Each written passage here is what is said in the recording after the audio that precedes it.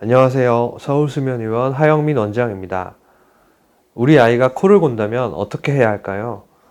적극적으로 치료해야 할까요? 아니면 시간을 두고 성장 과정을 지켜봐야 할까요? 이 고민을 덜어드리기 위해 오늘은 소아의 코골이와 수면 호흡 장애에 대해 알아보겠습니다. 소아에서도 수면 무호흡증은 성인과 마찬가지로 비교적 흔한 편입니다. 특히 2세에서 8세 사이 아이에게 수면 무호흡증이 가장 흔합니다. 소아 수면 무호흡의 가장 흔한 원인인 편도 및 아데노이드와 상기도의 림프 조직이 이 시기 아이들의 골격에 비해 상대적으로 크기 때문입니다. 대부분의 아이들은 자라면서 골격은 커지고 편도 아데노이드는 작아지기 때문에 가벼운 코골이는 크면서 좋아집니다. 하지만 소아기는 신경학적으로도 매우 빨리 자라는 중요한 시기이기 때문에 수면 무호흡증이 있는 아이의 경우 나아지길 기다리고 방치하다가는 여러 가지 합병증이 발생할 수 있습니다. 첫째는 성장 장애입니다. 무호흡이 있으면 수면 중 숨을 쉬려는 호흡 노력이 증가하게 되어 소비하는 칼로리가 많아지고 뇌파의 각성을 일으켜 깊은 장을 방해하며 깊은 잠대에 분비되는 성장 호르몬 분비가 저해되어 성장 장애를 일으키게 됩니다. 둘째는 학습 장애와 행동 장애입니다. 수면 중 호흡 장애로 산소 포화도가 떨어진 아이들의 경우 학습 장애가 있었으며 과잉 행동, 주의력 결핍, 공격성과 같은 행동 장애 때도 연관이 있는 것으로 보고되었습니다.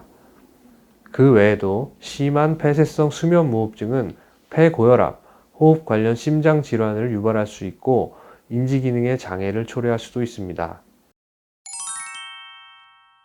아이가 코를 심하게 골고 입을 벌리고 자면 일단 호흡 장애의 가능성을 생각해야 합니다.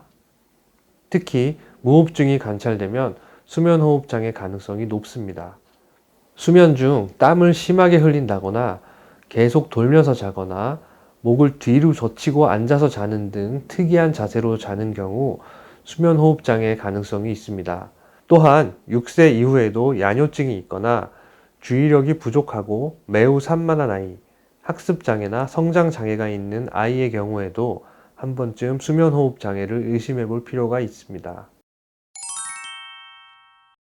아이는 어른과 달리 수면 호흡 장애가 있어도 낮에 많이 졸려하지 않는 경우가 많고 숨이 완전히 멈추는 무호흡보다 부분적인 폐쇄로 인한 저환기 양상이 많습니다.